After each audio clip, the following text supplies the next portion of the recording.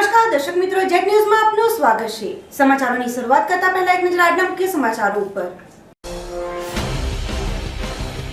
DMC પ્રમુખ પદ માટે ભાજપના એક બાગી સહિત 3 મોરતિયાઓ મેદાનમાં મુકેશ પટેલ, શોકત મીઠાણી અને જયંતિ પટેલે ઉમેદવારી નોંધાવી। ડાભેલમાં માર્ગની આસપાસ આવતા બાંધકામોનું ડિમોલેશન હાથ ધરાયું। કેટલીક દિવાલો માપણીની અંદર હોવા છતાં કાર્યવાહી ન થઈ। ચીરીમાં મોડી રાત્રે દારૂ પીને આવેલા ઈસમને લારી ધારકે આમલેટ ન બનાવી આપતા મિત્રો સાથે મળીને માર માર્યો। લારીની પણ તોડફોડ કરી। સેલવાસમાં બિનઅધિકૃત રીતે તાણી બંધાયેલા હોન્ડાના શોરૂમને અનેકવાર નોટિસ ફટકાર્યા બાદ પણ પગલાં ન લેવાતા પાલિકાએ સીલ માર્યું। હવે જે સમાચારો વિગતવાર। 8મી માર્ચે વિવાદોના વમળમાં ફસાતી દમણ કાઉન્સિલરના પ્રમુખ પદની ચૂંટણી યોજાનાર છે, ત્યારે મંગળવારે ભાજપ કાર્યાલય ખાતે યોજાયેલી બંધ બારણાની બેઠકમાં બે બિલાડીઓની લડાઈમાં વાંદરો ફાવી જાય છે તે વાર્તાને સાર્થક કરતી પરિસ્થિતિ સર્જાઈ છે। ડીએમસીના પ્રથમ પ્રમુખ અનિલ ટંડેલનો 1 વર્ષનો કાર્યકાળ પૂર્ણ થયા બાદ હવે 8 માર્ચે ડીએમસીના નવા વરરાજાની ચૂંટણી યોજાનાર છે। 1 ખુરશી અને 15 દાવેદારોથી હંમેશા વિવાદોમાં રહેતી એશિયાની સૌથી જૂની મ્યુનિસિપલ કાઉન્સિલ ફરી વિવાદોના વમળમાં ફસાઈ છે। અત્રે એ ઉલ્લેખનીય છે કે ડીએમસી પર ભાજપની સત્તા છે, એટલે હવે નવો પ્રમુખ પણ ભાજપનો જ ચૂંટાશે। પણ સૌથી મોટો પેચ અહીં જે સર્જાયો છે કે 2 ઉમેદવારો વચ્ચેની લડાઈમાં નારાજ ત્રીજા ઉમેદવારે કોંગ્રેસના સહારે નૈયા પાર કરવાની વેતરણ હાથ ધરી છે। આજે ભાજપ કાર્યાલય ખાતે બંધ બારણે યોજાયેલી બેઠકમાં કાઉન્સિલર વચ્ચેની તકરાર ઉડીને સામે આવી હતી। ભાજપ પ્રમુખ ગોપાલભાઈ ટંડેલની અધ્યક્ષતામાં કાઉન્સિલરો સાથે યોજાયેલી બેઠકમાં વોર્ડ નંબર 11ના કાઉન્સિલર મુકેશ પટેલ અને વોર્ડ નંબર 15ના કાઉન્સિલર શોકત મીઠાણીએ પ્રમુખ પદ માટે પોતપોતાના સમર્થકો સાથે દાવેદારી નોંધાવી હતી। સમગ્ર મામલો ભાજપ પ્રમુખના હાથમાંથી નીકળી જતા તેમણે બંનેને ઉમેદવારી ફોર્મ ભરવા માટે પરવાનગી આપી દીધી હતી અને અંતિમ સમયે જેના સમર્થકો વધારે હશે તે પ્રમુખ બનશેનું જણાવ્યું હતું। જો કે આ બધી જોડતોડની રાજનીતિથી નારાજ ભાજપના પ્રાઇમરી મેમ્બર જયંતિભાઈ પટેલ ભાજપ સાથે જૂનો નાતો તોડીને કોંગ્રેસના પાટલે બેસી ગયા છે। તેમનું કહેવું છે કે જ્યારે ભાજપ સમર્થિત કાઉન્સિલરો જીત્યા હતા ત્યારે તેમને પાર્ટી તરફથી કહેવામાં આવ્યું હતું કે બધાને 1.5 વર્ષની પ્રમુખ પદની ટર્મ આપવામાં આવશે, પણ ત્યારબાદ જે લોકો ભાજપના મેન્ડેટથી નથી જીત્યા પણ ભાજપમાં જોડાયા છે તેવા પેરાશૂટ ઉમેદવારોની પ્રમુખ પદ માટે પ્રથમ પસંદગી કરાતા અને પાર્ટીની વહાલાદવાલાની નીતિથી તંગ આવીને તેમણે પાર્ટીમાંથી રાજીનામું ધરી દીધું છે અને કોંગ્રેસી કાઉન્સિલરોના સમર્થનથી ફોર્મ ભર્યું છે।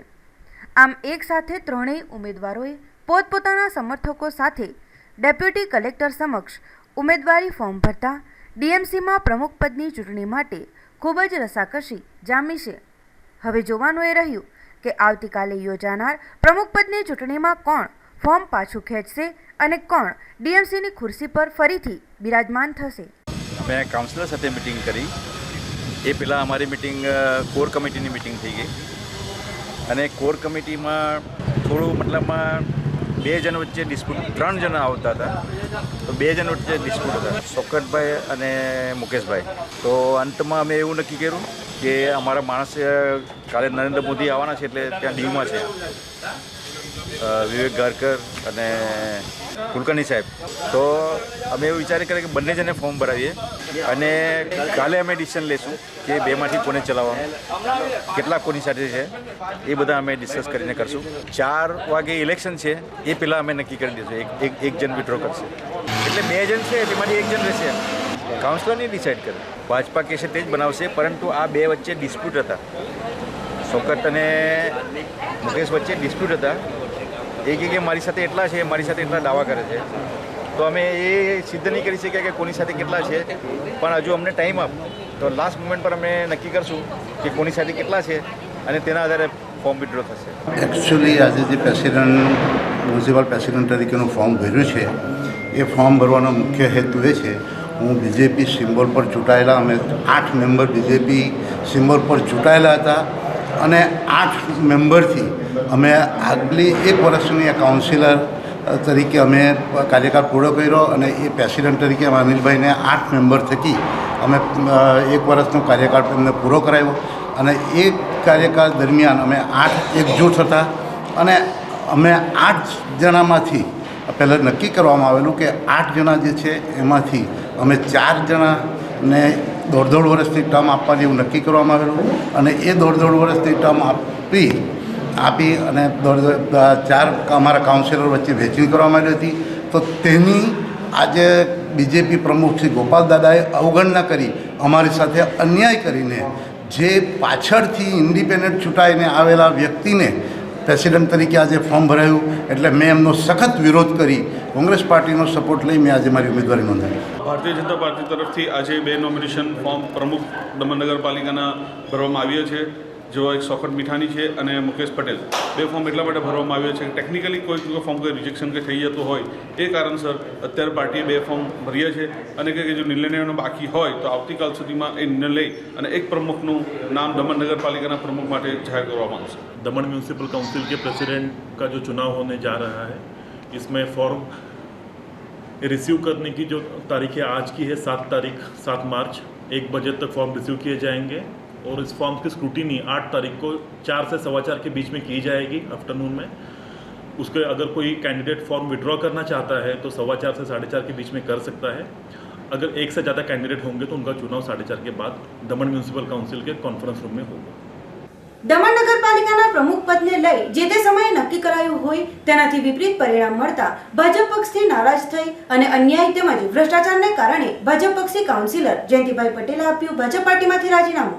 સંઘ પ્રદેશ દમણમાં મ્યુનિસિપલ કાઉન્સિલ હંમેશા કંઈક ને કંઈક બાબતે વિવાદોમાં જ રહે છે, ત્યારે હવે એક પ્રમુખ પદની ખુરશી માટે થઈ ફરી વિવાદ શરૂ થઈ ગયો છે, જેમાં ભાજપ પક્ષ તરફથી ચૂંટાયેલ કાઉન્સિલર જયંતિભાઈ પટેલે ભાજપમાં ભ્રષ્ટાચારને કારણે અન્યાય થયો હોવાને લઈ નારાજગી વ્યક્ત કરતા ભાજપ પાર્ટીમાંથી તેમણે રાજીનામું આપી દીધું છે. તેમણે કહ્યું છે કે નગરપાલિકાની જ્યારે ચૂંટણી યોજાઈ હતી તે સમયે કમળના નિશાન પર ભાજપ પક્ષી 8 કાઉન્સિલરો ચૂંટાઈ આવ્યા હતા. તે સમયે નક્કી કરવામાં આવ્યું હતું કે ભાજપનું ગઢ મજબૂત હોય પ્રથમ દરેકને 1.5 વર્ષની પ્રમુખ પદની ટર્મ આપવામાં આવશે. તે બાદ પ્રમુખ પદે ભાજપ પક્ષી અનિલભાઈને નિમણૂક કરાયા હતા. બાદમાં જે લોકો ભાજપના મેન્ડેટ નથી એવા કાઉન્સિલરો ભાજપમાં જોડાયા હતા તેઓને પણ આદર સત્કાર આપવામાં આવ્યો હતો અને જોડાવા માટે પરવાનગી અપાઈ હતી અને પ્રથમ ભાજપના કાઉન્સિલરોને તક મળશે, બાદમાં નવાને છેલ્લે તક મળશે હોવાનું નક્કી કરાયું હતું.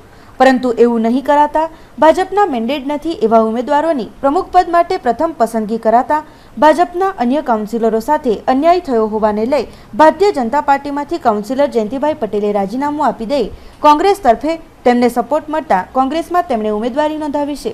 સાથે જ થયેલ તેઓની અવગણના અને ભ્રષ્ટાચારને કારણે જ આ સઘળું થયું હોવાનું જણાવી આ અંગે હાઈકમાન્ડમાં અન્યાય થયો હોવાનો પત્ર દ્વારા જાણ કરવામાં આવશેનું પણ જયંતિભાઈ પટેલ દ્વારા કહેવામાં આવ્યું છે.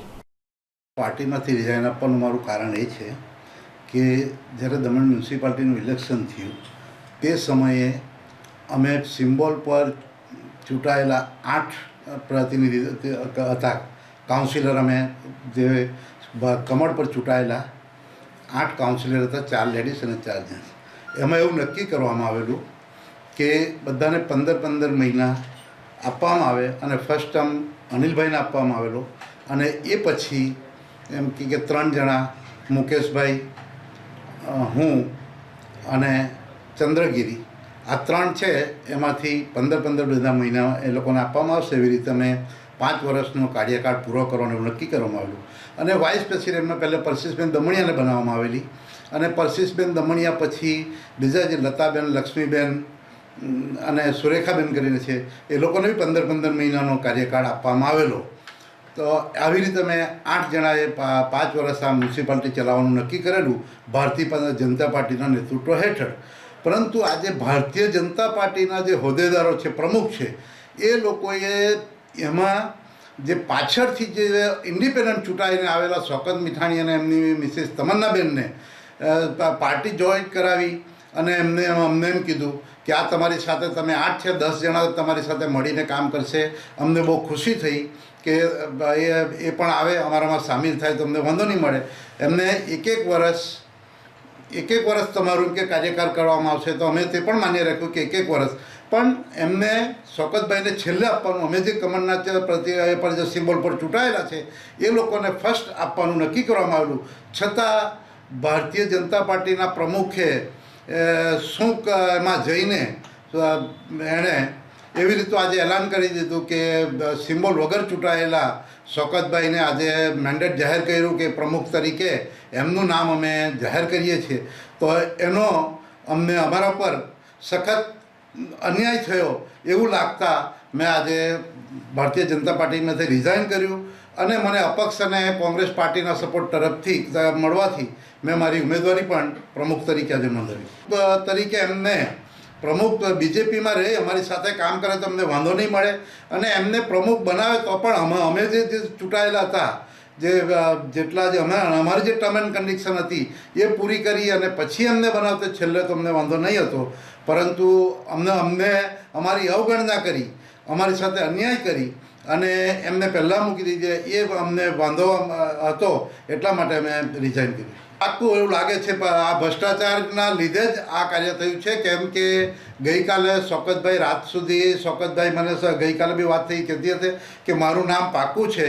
આટલું કોન્ફિડન્સ સાથે કહી શકતા હોય તો એ ભ્રષ્ટાચાર થયેલો એના કારણે જ પ્રમુખ અને જે આ કોર કમિટીના મેમ્બરો પણ એમાં થોડા ઘણા સામેલ છે અને એ સાથે મળીને ભ્રષ્ટાચાર થયેલો છે. એના કારણે જ એમનું નામ ફર્સ્ટ મૂકવામાં આવ્યું. હું આગળ એમ જ્યાં સુધી હાઈકમાન્ડમાં અમિત શાહ સુધી એમની બધી આ રીતે મારા પર અન્યાય થયો છે એમની હું ત્યાં સુધી બધી દરેક જે હાઈકમાન્ડમાં હું એમને પત્ર દ્વારા જાણ કરીશ અને જરૂર પડે એમને એપોઇન્ટમેન્ટ આપે અમિત શાહને મળવાની પણ હું કોશિશ કરીશ. પ્રદેશ અધ્યક્ષની મુખ્ય ભૂમિકામાં નજર આવે છે.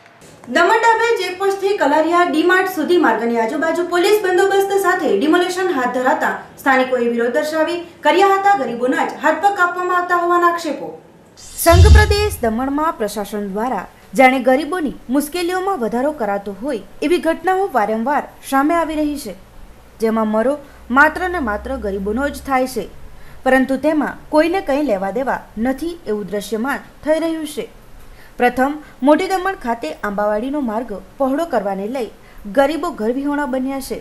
તે તરફ કોઈએ ધ્યાન હજુ સુધી દોર્યું નથી, ત્યારે ફરી એવી જ એક ઘટના બનવા પામી છે. દમણ પ્રશાસન દ્વારા મંગળવારના રોજ દાભેલ ચેકપોસ્ટથી લઈ કલારિયા ડી-માર્ટ સુધીના માર્ગની આજુબાજુમાં ડિમોલેશન હાથ ધરવામાં આવ્યું હતું. ડિમોલેશનમાં દમણ પ્રશાસનિક અધિકારીઓ, બીડીઓ ધર્મેશ દમણિયા, મામલતદાર ઠક્કર સાહેબ, PWD engineer Mayank Rana, Daman police થાણા ઇન્ચાર્જ ભરત પુરોહિત અને તેમની ટીમ હેઠળ આ કામ હાથ ધરવામાં આવ્યું હતું. ડિમોલેશન દરમિયાન કેટલાક સ્થાનિકો દ્વારા ડિમોલેશનને લઈને વિરોધ પ્રગટ કરવામાં આવ્યો હતો. વિરોધ પ્રગટ કરાતા કેટલાકને પોલીસે બાનમાં પણ લીધા હતા. સ્થાનિકોનું કહેવું છે કે અમારો આક્ષેપ છે કે હંમેશા ગરીબોના હાથ પગ જ પ્રથમ કાપવામાં આવે છે, જ્યારે અમીર લોકોને પ્રથમ સમય આપી બધું નજરઅંદાજ કરી દેવામાં આવે છે. આ વખતે પણ પ્રશાસન દ્વારા એવું જ કરાઈ રહ્યું હોવાનું જણાવી તેઓએ બળાપો ઠાલવ્યો હતો. તેઓનું વધુમાં કહેવું છે કે દાભેલ ચેકપોસ્ટ પર આવેલ કેટલાક ઘરોની દિવાલ યોગ્ય માપણીની અંદર હોવા છતાં તેના પર કોઈ કાર્યવાહી કરવામાં ન આવતા જાણે કે આ વાતને નજરઅંદાજ કરી દેવામાં આવી હોવાનો આક્ષેપ લગાવ્યો હતો. તેઓ દ્વારા ફરીથી યોગ્ય માપણી કરાતા આ સંપૂર્ણ હકીકત બહાર આવી છે. માપણીની અંદર આવતા ઘરોની દિવાલોનું ડિમોલેશન હાથ ન ધરવામાં આવતા માપણીની બહાર જે દિવાલ હતી તેનું ડિમોલેશન કરાયાનો આક્ષેપ ઠાલવીને તેમણે ઘણો બળાપો વ્યક્ત કર્યો છે. ત્યારે લોકોના આક્રોશનો સામનો કરી દમણ પ્રશાસન દ્વારા સંપૂર્ણ કાર્યવાહી કરવામાં આવી રહી હોય પ્રશાસન દ્વારા ગરીબો તરફ ધ્યાન દોરાશે કે પછી એમ જ રહેવા દેવામાં આવશે તે હવે આવનારો સમય જ બતાવશે. જો રોડ 25 મીટર પર રહ્યો છે, બરાબર? રોડ મળે જ નહીં 25 મીટર મપાવ, બરાબર? કામ આપણે યાર મપાવ, બરાબર? હમણાં કેટલો ફૂટ થયો એ લોકોએ મારી પર ત્યારે મારી ને રોડ જ નાલો છે તો પુલ કોણ નહીં આપણી પુલ કે પછી આ લોકોની પુલ રોડ તો ઓછો આ તો કમ્પ્લેન ઓછું બાઉન્ડ્રી 25 મીટર જहाँ જવું હોય ત્યારે કમ્પ્લેન કરવાનો તો કમ્પ્લેન કર મામલતદાર पे અસિસ્ટન્ટમાં ગવર્મેન્ટ વર્ક ચાલ ભાઈ આવી गवर्नमेंट वर्क में ऑब्जेक्शन नहीं चला है, गरीबों पे अत्याचार नहीं चलेगा. चल भाई चल चल ले ले कुछ गरीबों पे अत्याचार नहीं चलेगा, नहीं चलेगा. गरीबों पे अत्याचार नहीं चलेगा. चले आला उठाई लो, ले ले ले चल ले जा चल नहीं चलेगा, नहीं चलेगा. नहीं चलेगा, नहीं चलेगा।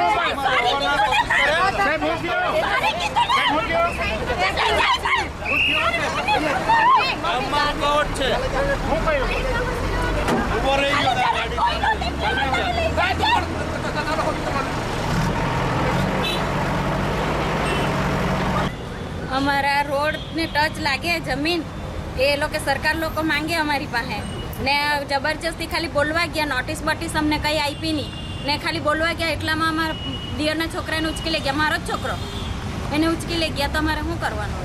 એ લોકો અમારે કઈ સરકારને પૂછવાનો હક નથી કે તમે શું કામ અમારે જબરજસ્તી અહીંયા આવ્યા છે. હવે અમારા અહીંયા મેઇન રોડ પર અમારું અહીંયા ઘર છે, અમારા નાના નાના છોકરા છે. અમે અમારા નાના છોકરા રોડ પરથી કોઈ સાધન અંદર આવી ગયું હોય તો અમારા છોકરાની સેફટી માટે અમે તો વળણી કરેલી હતી. તો તમે આવીને ગમે ત્યારે અમને વગર નોટિસે અમારું નુકસાન કરી જવાનું એ થોડું ચાલવાનું. આ તો ખોટું કહેવાય ને. ગમે તે અમારી ઘરમાં કઈ નુકસાન થયું, હવે ચોરીને એવું થયું તો અમારે શું કરવાનું? 2 વાર તો અમારી ઘરમાં ચોરી પણ થઈ ગઈ. કઈ ને એને તો ખાલી કીધું કે અમને આટલું અમને નોટિસ નહીં મળી ને તમે અમથા જ કેવી રીતે તમે તોડવા માટે એટલે ફક્ત ખાલી બતાવતો હતો ને ખાલી કીધું એને તો એટલામાં એને કે પોલીસ લોકો આવીને કે ચાલો ઉઠાવી લેવો ને પોલીસ લેડીઝ પોલીસ આટલું જબરજસ્તી મારો હાથ પકડ્યો, મને હાથમાં દુખતું છે અત્યારે. તો શું કરવાનું? અમારા પર જબરજસ્તી કરીને ઉચકી લઈ જાય તો નહીં ચાલે ને. 2 વાર અમારી ઘરમાં ચોરી થયેલી છે તો અમે આ વળણી કરેલી, કમ્પાઉન્ડ અમે કરેલું ને હવે પછી જો અમારી ઘરમાં ચોરી થાય એની જવાબદારી કોણ લેવાનું? કલેક્ટર જવાબદારી લેશે, મામલતદાર લેશે કે કોને? અમારે કોની પાસે જવાનું? અમારે કોની પાસે જવું? થાય તો બોલો હવે. ને અમારી ઘરમાં બધાની ઘરે છોકરીઓ છે તો અમારે શું કરવું તે અમને કંઈ સમજણ નથી પડતી. અમારે કેવી રીતે લાવવું એ અમારા છોકરા મયંકભાઈને પકડી લઈ ગયા છે. તો હવે અમારે આગળ શું કરવાનું? એટલે સરકાર તો આગળ અમારે કંઈ અમારે સેફટી માટે બોલવાનું બી નથી. બોલવા જાય એટલે કે અમને જેલમાં નાખી દેવાના એ લોકો. અમારે પોયરાયા બનાલું કેસ હતા, નફરત થઈને આ તોડી નાખી ગયા. અમને મારું કહેલું નહીં કીધું, એ તો તોડ જ પડે સાહેબ ને ગયા પડે એમ કે એક સાહેબ માનવ ખોટી ગઈ. આ મંડપ જો હાનો લાખેલો તમારા એમને કહ્યું મારા દીકરાના લગ્ન છે એમ કે નહીં ચાલે સાહેબ ઓર્ડર આપેલો એમ કે ને તોડી રાખીને જઈ ગયા. આટલી વધારે હતું આટલું એટલું તે તોડી રાખી ગયા.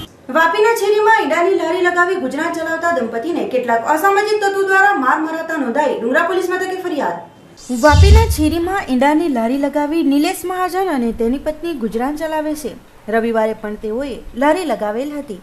રાત્રિના લગભગ 10:30 વાગ્યાની આસપાસ તેઓની પાસે દારૂનો નશો કરેલ વિસ્તારના જ રહેનાર બાદલ નામનો ઈસમ પહોંચ્યો હતો. તે સમયે નિલેશ અને તેમની પત્ની ઘરે જવાની તૈયારી કરી રહ્યા હતા.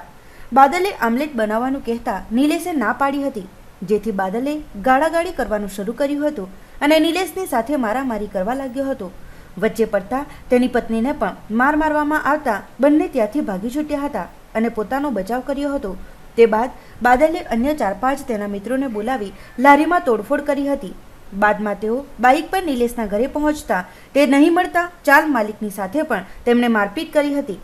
ઘટના અંગે કોઈકે પોલીસને જાણ કરતા પોલીસ ઘટના સ્થળે પહોંચી હતી, પરંતુ તમામ આરોપીઓ ફરાર થઈ ગયા હતા. લોકોએ જણાવ્યું કે આરોપી GJ15 7545 નંબરની બાઇક પર આવ્યા હતા, જેનો નંબર પોલીસને આપી દેવાયો છે. ઘટના અંગે નિલેશે ડુંગરા પોલીસ મથકે ફરિયાદ કરતા પોલીસે હાલ તપાસ હાથ ધરી છે.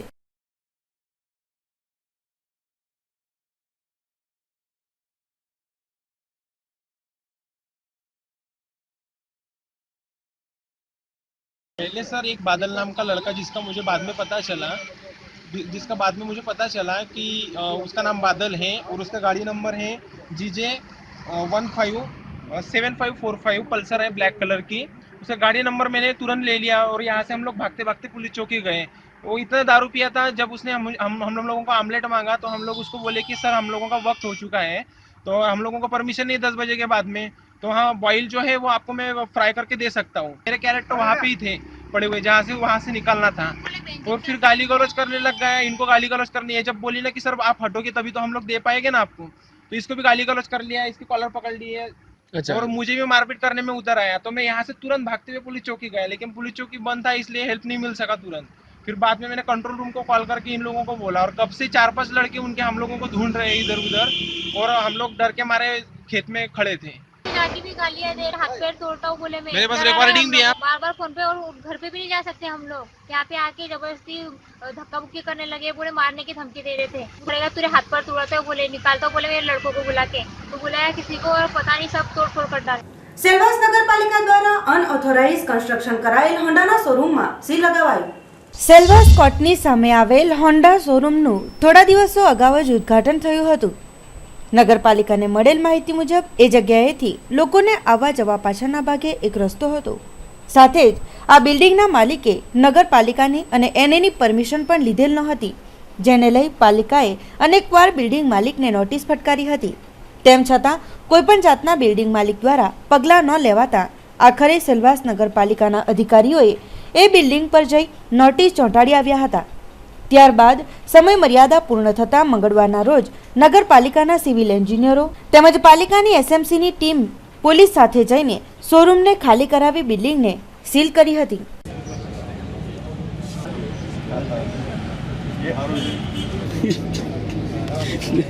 બસ આવી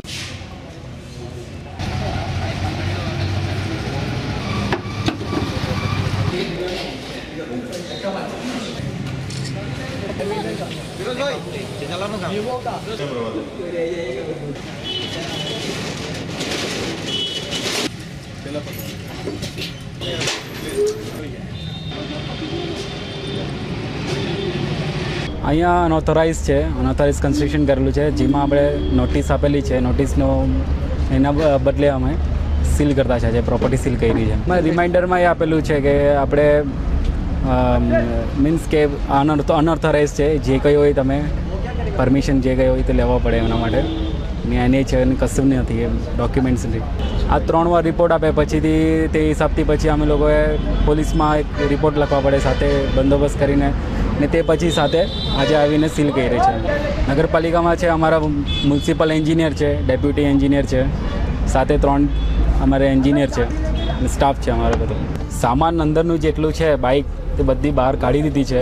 ખાલી ઉપરની થોડી બહુ બાકી છે, જે શોરૂમમાં ઉપર દેખાતી છે એટલી બાકી છે. બાકી બધું કાઢી દીધી છે ભાઈ. રોજ સીલ મારી દીધું છે, હવે સીલ ખુલશે નહીં. સમાચારોમાં સમય છે એક નાનકડા વિરામનો.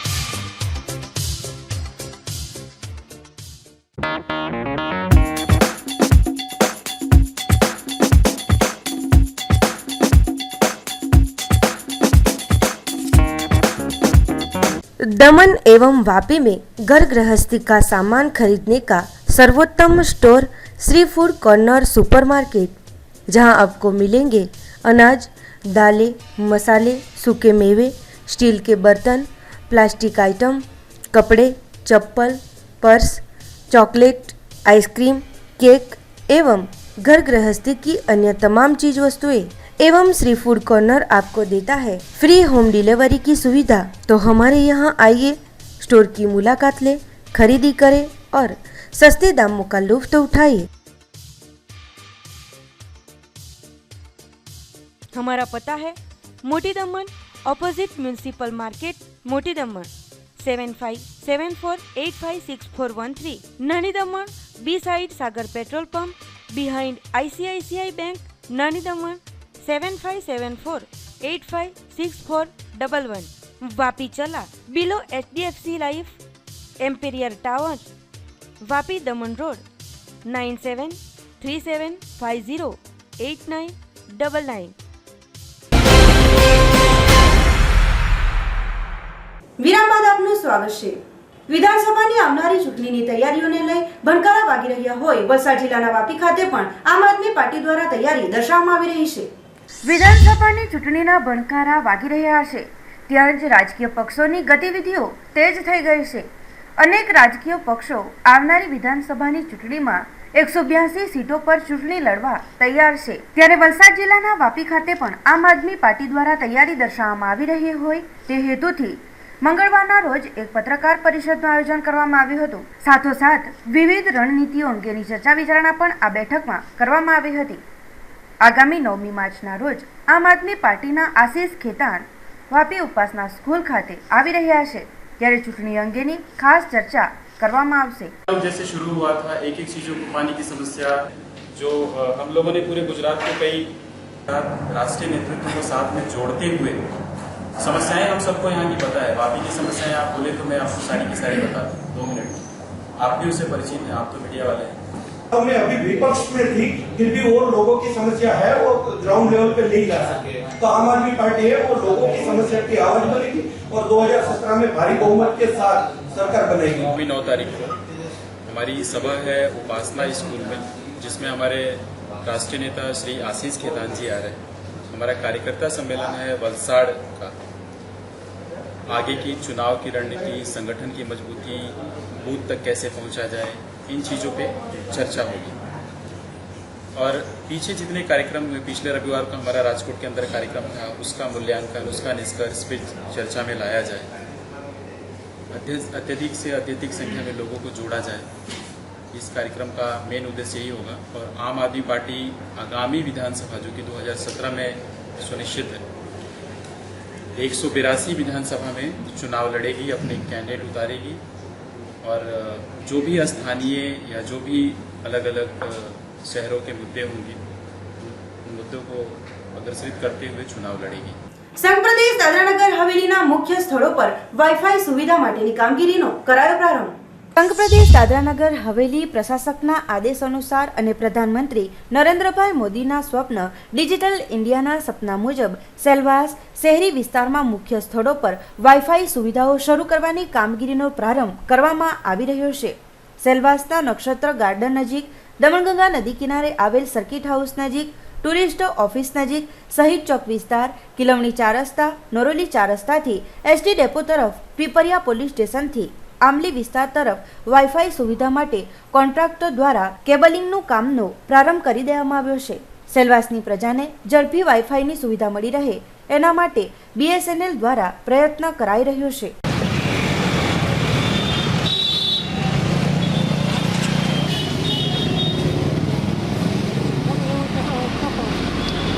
હાલમાં ધોરણ 10 અને 12ની બોર્ડની પરીક્ષાઓની તૈયારીઓમાં વિદ્યાર્થીઓ લાગ્યા હોય પાટી ભંડારી જ્ઞાતિ મંડળ દ્વારા વિદ્યાર્થીઓને માર્ગદર્શન આપવા યોજાયો હતો સેમિનાર। શ્રી ભંડારી જ્ઞાતિ મંડળ પાડી દ્વારા સમાજના ધોરણ 10 અને 12ના બોર્ડની પરીક્ષા આપવા જઈ રહેલા વિદ્યાર્થીઓ માટે પરીક્ષાનો હાવ કઈ રીતે દૂર કરવો એ વિષયને કેન્દ્રમાં રાખી માર્ગદર્શન સેમિનાર ભંડારી સમાજના અગ્રેસર શિક્ષકો ચંદ્રવદન પટેલ, દીપ્તિબેન ભંડારી, અમીબેન ભંડારી, ભારતીબેન ભંડારીની ઉપસ્થિતિમાં રાખવામાં આવ્યો હતો। વિદ્યાર્થીઓને ભંડારી સમાજના પાડીના પ્રમુખ જયંતિભાઈના નિવાસસ્થાને સેમિનાર રાખવામાં આવ્યો હતો। શિક્ષકોએ પરીક્ષામાં કેવી રીતે વિદ્યાર્થીઓ અને વાલીએ તૈયારી કરવી જે બાબતેનું માર્ગદર્શન પૂરું પાડવામાં આવ્યું હતું। વિદ્યાર્થીઓને પરીક્ષા આપવા માટે કોઈપણ વિદ્યાર્થીએ હાવ નહીં રાખવા શિક્ષક ચંદ્રવદન પટેલે જણાવ્યું હતું અને પરીક્ષાની હોલ ટિકિટથી માંડીને બારકોડ સ્ટીકર, ઉત્તર વહી વગેરે પ્રાથમિક માહિતી પૂરી પાડવામાં આવી હતી। ઉપરાંત દરેક પ્રશ્નપત્રોની બ્લુપ્રિન્ટનું મહત્વ સમજાવી હાર્ડવર્ક નહીં પરંતુ સ્માર્ટ વર્કની દિશા ચીંધી હતી. સાથે જ વિદ્યાર્થીઓને પરીક્ષામાં ક્યારેય નાસીપાસ ન થવા અને કોઈ પણ મૂંઝવણ હોય તો તરત જ માતા પિતાને કે શિક્ષકો સાથે મુક્તપણે વાત કરવી હોવાનું સમજાવવામાં આવ્યું હતું. બોર્ડની પરીક્ષા એ કોઈ જિંદગીની આખરી પરીક્ષા નથી, પરંતુ તે માત્ર પ્રથમ પગથિયું છે હોવાનું દીપ્તિબેન ભંડારીએ જણાવ્યું હતું. બાકી પરીક્ષા તો ધોરણ 1 થી 9 દરેકે આપીને જ આવ્યા હોવાનું જણાવ્યું હતું. એટલું જ સરળ હોવાનું જણાવી કોઈના ડરાવ્યેથી ડરી ન જવું એવી સલાહ પણ પૂરી પાડવામાં આવી હતી. દરમિયાન પરીક્ષા વખતે ખોટી અફવા કે લોભામણા શોર્ટકટથી અળગા રહેવા જેવી રસપ્રદ ઉપસ્થિત રહેલા શિક્ષકોએ વાતો કરી હતી. ખૂબ સરસ માહિતી આપી છે અને બાળકો પાસેથી આપ ઓપિનિયન લઈ શકો છો કે એમને માહિતી કેવી મળી છે અને એ ચોક્કસ અમારો વિશ્વાસ છે કે એ માહિતી એમને ઉપયોગી નીવડશે. આજે જ નહીં, આજ પરીક્ષામાં નહીં, કાયમ બીજી જીવનની ઘણી બધી પરીક્ષાઓ આવશે, એમાં પણ એમને ઉપયોગી નીવડશે. આપણા સમાજના બાળકોને આપણે પરીક્ષાલક્ષી માર્ગદર્શન આપવું જોઈએ, જેથી એમનો પરીક્ષાનો હાવ દૂર થાય. અને એના માર્ગદર્શક તરીકે અમને બોલાવ્યા. આજે ધોરણ 10, 12 કોમર્સ અને 12 સાયન્સના વિદ્યાર્થીઓ અહીં ભંડારી સમાજના ભેગા થયા છે અને જેમને અમે પરીક્ષા સમયે અને પરીક્ષામાં કઈ રીતે તૈયારી કરવી, કઈ રીતે પ્રશ્નપત્ર લખવું અને પરીક્ષાનો હાવ કઈ રીતે દૂર કરવો તે માટેની સરળ શબ્દોમાં માહિતી આપી છે. કે આજે જોઈ રહ્યા છે કે 10th ને 12th જાણે કે બોર્ડ એક્ઝામ એટલે કે કંઈ યુદ્ધ લડવા જતા હોય ને એવું કંઈ હોતું નથી. રેગ્યુલર તમે એક્ઝામ આપો છો, એ એક્ઝામ એવી જ હોય છે. તો એ 10th standard you are going to put only 1 point for you all. એના પછી તમે 11મું 12મું આગળ ભણીને કરિયર બનાવો ત્યાં સુધીની એ 1માં કેટલા મીંડા તમે મૂકવાના છો એના પર તમારામાં જો ધગસ હશે તો એટલા જ પ્રમાણે એકડામાં મીંડા મૂકી તમારે તમારું કરિયર બનાવવાનું. દાદરાનગર હવેલીના ખાનવેલ કેન્દ્રમાં મહારાષ્ટ્ર બોર્ડ ધોરણ 10ની પરીક્ષામાં 946 માંથી 938 વિદ્યાર્થીઓ રહ્યા હતા હાજર. સંઘ પ્રદેશ દાદરા અને નગર હવેલીના મરાઠી માધ્યમના વિદ્યાર્થીઓ માટે મંગળવારનો દિવસ ગૌરવપૂર્ણ કહી શકાય. દાદરા અને નગર હવેલીની મરાઠી માધ્યમની માધ્યમિક શાળાઓને ગત વર્ષે મહારાષ્ટ્ર રાજ્ય માધ્યમિક અને ઉચ્ચતર માધ્યમિક શિક્ષણ બોર્ડ સાથે સંલગ્ન કરવામાં આવી હતી. પ્રદેશની વિભિન્ન મરાઠી માધ્યમની શાળાઓના ધોરણ 10ના વિદ્યાર્થીઓ પહેલી વખત મહારાષ્ટ્ર બોર્ડની પરીક્ષા આપનાર છે. ભારતીય પરંપરા અનુસાર તમામ વિદ્યાર્થીઓનું શિક્ષણ વિભાગના અધિકારીઓની ઉપસ્થિતિમાં કુમકુમ તિલક અને પુષ્પ આપી સ્વાગત કરવામાં આવ્યું હતું તથા તેઓને પરીક્ષામાં સકુશળતા માટે શુભેચ્છાઓ પાઠવવામાં આવી હતી. મંગળવારના રોજ મરાઠી વિષયની પરીક્ષામાં કુલ 946 વિદ્યાર્થીઓમાંથી 938 વિદ્યાર્થીઓ હાજર રહ્યા હતા. પ્રારંભ થયેલ પરીક્ષામાં કેન્દ્રની વ્યવસ્થાનું નિરીક્ષણ શિક્ષણ નિયામક શ્રી એસ ચૈતન્ય તથા ઉપસચિવ કાર્મિક પ્રિયંકા કુમારી દ્વારા કરવામાં આવ્યું હતું. શિક્ષણ સચિવ આદરણીય સેજુપી કુરવિલાના માર્ગદર્શનમાં પ્રથમ દિવસની બોર્ડની પરીક્ષા શાંતિપૂર્ણ માહોલમાં સંપન્ન થઈ હતી. જ્યારે તારીખ 9/3/2017ના દિને હિન્દી વિષયની પરીક્ષા યોજાશે. 8મી માર્ચને બુધવારના રોજ વિશ્વ મહિલા દિન નિમિત્તે પારડી સ્પોર્ટ જીમમાં વિનામૂલ્યે મહિલાઓને મળશે પ્રવેશ. પારડી પાલિકા દ્વારા અદ્યતન સ્પોર્ટ કોમ્પ્લેક્સ જીમમાં 8મી માર્ચના રોજ વિશ્વ મહિલા દિવસ નિમિત્તે સર્વે મહિલાઓ માટે વિનામૂલ્યે પ્રવેશ આપવામાં આવશે. જીમમાં મહિલાઓ માટે તમામ પ્રકારના કસરતના સાધનો તેમજ સ્ટીમ બાથ, જેકુજી, જીમ, ઇન્ડોર ગેમ, કેરમ વગેરે તમામ પ્રકારના સાધનો પારડી લક્ષ્મી ઉદ્યાન બાગમાં આવેલ જીમમાં મહિલાઓ માટે સવારે 5:30 થી 11 વાગ્યા સુધી તેમજ બપોરે 3:30 થી રાત્રિના 9 વાગ્યા સુધીનો સમયનો પ્રવેશ મળશે. જીમના સંચાલક ઉમેશ ચૌહાણે આ સઘળા અંગે માહિતી પૂરી પાડી હતી અને મહિલા દિવસના જીમ સંચાલક ઉમેશ ચૌહાણ દ્વારા સારી ભાવનાને લઈ પાલિકાના પ્રમુખ કારોબારી અધ્યક્ષ દેવેન્દ્ર શાહ, નિલેશ ભંડારી, અલી અંસારી વગેરેઓએ પાલિકાની ટીમને અભિનંદન પાઠવ્યા હતા અને દરેક મહિલાને લાભ લેવા માટેનું જણાવ્યું હતું.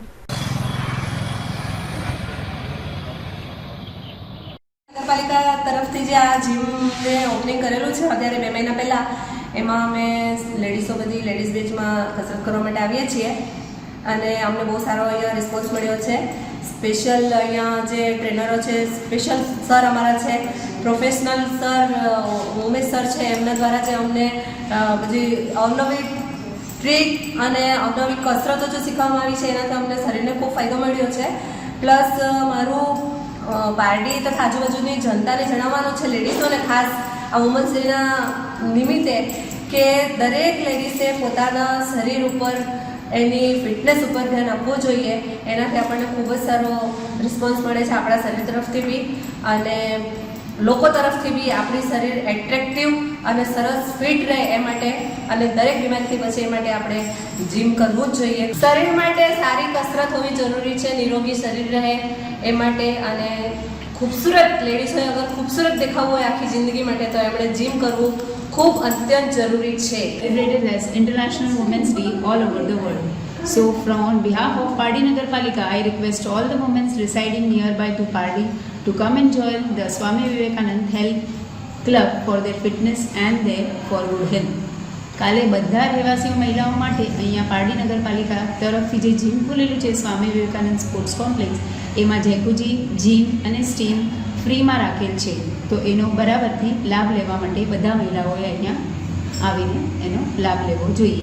અમદાવાદ ખાતે યોજાયેલ બોડી બિલ્ડરની સ્પર્ધાના આયોજનમાં વાપીના અસ્પાક રાણાએ પ્રથમ બોડી બિલ્ડર હાંસલ કર્યો. અમદાવાદમાં બોડી બિલ્ડર સ્પર્ધાનું આયોજન કરવામાં આવ્યું હતું, જેમાં સ્ટેટ લેવલના તમામ બોડી બિલ્ડરોએ ભાગ લીધો હતો. સ્પર્ધામાં કુલ 300 સ્પર્ધકો હતા, જેમાં વાપીના હર્ક્યુલેસ જીમના ઓનર મોહમ્મદ અસ્ફાક રાણાએ પણ ભાગ લીધો હતો, જેમણે 60 કિલોની કેટેગરીમાં ગોલ્ડ મેડલ હાંસલ કર્યો છે. સાઉથ ગુજરાતમાં યોજાયેલ પ્રથમ બોડી બિલ્ડરની આ સ્પર્ધામાં ફર્સ્ટ બોડી બિલ્ડર હાંસલ કરતા તેમના પ્રશંસકોએ તેમનું ઉમળકાભેર વાપી ખાતે તેઓ આવી પહોંચતા સ્વાગત કર્યું હતું. અસ્ફાક રાણા અગાઉ પણ કેટલાય મેડલો હાંસલ કરી ચૂક્યા છે. જો કે આ સ્પર્ધામાં વિજય થતાં તેમણે જણાવ્યું હતું કે આગળ પણ તેઓની કોશિશ રહેશે કે તેઓ બોડી બિલ્ડરની યોજાનારી સ્પર્ધાઓમાં ભાગ લઈ દેશનું નામ રોશન કરશે. એની ટીમ આવેલી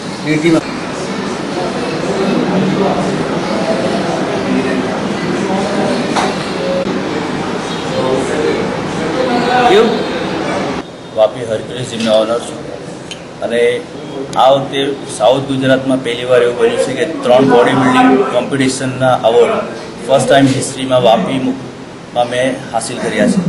જે 5 ફેબ્રુઆરીના નવસારી મુકામે મિસ્ટર ગુજરાત રાખવામાં આવ્યું હતું, એમાં ગોલ્ડ મેડલ મેં પ્રાપ્ત કર્યો અને પછી 18 તારીખે ઇન્દોર મુકામે મિસ્ટર ઇન્ડિયા કોમ્પિટિશન કરવામાં આવ્યું હતું, જેમાં મેં સિલ્વર સેકન્ડ પ્રાપ્ત કર્યું હતું. અને ત્રીજો મેડલ 26મી જાન્યુઆરીએ જોન અબ્રામની બ્રાન્ડ જે 17, જેણે આ વર્ષથી નવું body building competitions mister Gujarat માટે સ્ટાર્ટ કર્યું છે. B-સ્ટાર ક્લાસિક હતું ને તે એટલું જબરદસ્ત કરવામાં આવ્યું હતું કે જે ફર્સ્ટ ટાઈમ અમદાવાદ મુકામે કરવામાં આવ્યું હતું. તો તેમાં મેં પણ ગોલ્ડ મેડલ હાંસિલ કર્યું હતું. અને આ બધું કરવાનો ખાલી મકસદ એક જ છે કે અમારા યંગ જનરેશન જે તંબાકુ, વ્યસન, દારૂ તરફ જે વળી રહ્યા છે, તો તે લોકોને જીમ તરફ અને પોતાની ફિટનેસ લાઈફમાં કેવી રીતે અવેર કરીએ. અને આજકાલ જે નાની નાની એજોમાં પ્રેશર, શુગર, ડાયાબિટીકની જે બધી બીમારીઓ વધી રહી છે, તો લોકોને તે પ્રત્યે પણ કે આપણે ફૂડ તો એન્જોય કરવાનું જ છે લાઈફમાં, પણ કેવી રીતે એને યુટિલાઇઝ કરવું, કસરત કરીને, કાં તો ગાર્ડનમાં વોક કરો, જીમ જાઓ, યોગા કરો, એને પોતાની હેલ્થને ફિટનેસ લાઈફ કેવી રીતે જીવી અને આપણી લાઈફસ્ટાઈલમાં કસરતને કેટલું મહત્ત્વ આપવું અને બીમારીથી બચવું, એનો મેઇન પ્રયત્ન અને મેઇન મકસદ આ અમારું સ્ટેટ બોડી બિલ્ડિંગ એસોસિએશન અને અમારા બોડી બિલ્ડર્સનો આ પ્રયત્ન રહે છે. તમામ કાર્યક્રમ જે કરવામાં આવ્યો હતો તે અમારું Gujarat state body building association તરફથી કરવામાં આવ્યું હતું અને જે નેશનલ બોડી બિલ્ડિંગ કોમ્પિટિશન છે તે ઇન્ડિયન બોડી બિલ્ડિંગ ફેડરેશન તરફથી કરવામાં આવ્યું હતું. સમાચારોના અંતમાં એક નજર નામકી સમાચારો ઉપર. ડીએમસી પ્રમુખ પદ માટે ભાજપના એક બાગી સહિત 3 મોરતિયાઓ મેદાનમાં મુકેશ પટેલ, શોકત મીઠાણી અને જયંતિ પટેલે ઉમેદવારી નોંધાવી. ડાભેલમાં માર્ગની આસપાસ આવતા બાંધકામોનું ડિમોલેશન હાથ ધરાયું. કેટલીક દિવાલો માપણીની અંદર હોવા છતાં કાર્યવાહી ન થઈ. છીરીમાં મોડી રાત્રે દારૂ પીને આવેલા ઈસમને લારી ધારકે આમલેટ ન બનાવી આપતા મિત્રો સાથે મળીને માર માર્યો. લારીની પણ તોડફોડ કરી. સેલવાસમાં બિનઅધિકૃત રીતે તાણી બંધાયેલા હોન્ડાના શોરૂમને અનેકવાર નોટિસ ફટકાર્યા બાદ પણ પગલાં ન લેવાતા પાલિકાએ સીલ માર્યું. તો આ હતા અત્યાર સુધીના સમાચારો. નવા સમાચારો સાથે જોતા રહો જેટ ન્યૂઝ. નમસ્કાર.